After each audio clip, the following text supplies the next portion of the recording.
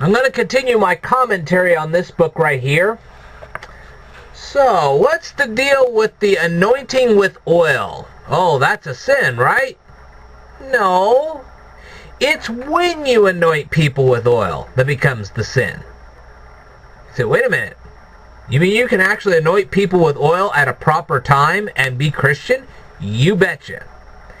This can be found both in the book of Mark and also in the book of James. When you are dealing with a sick person, you are to pray over them and anoint them with holy oil in order to make them well. That's the way it's supposed to work. But Roman Catholics will often anoint people with oil just before they die.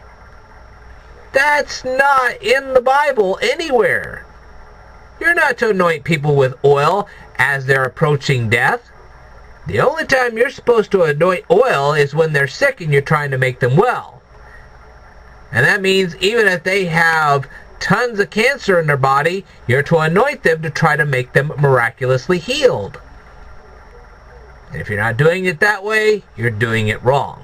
So it's not anointing people with oil that's the problem. It's when you're anointing people with oil.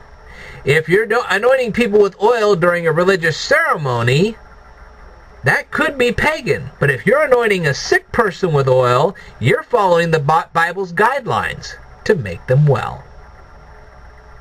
Alright, that does it for me on this video. I will tell you more in a future video. Stay tuned.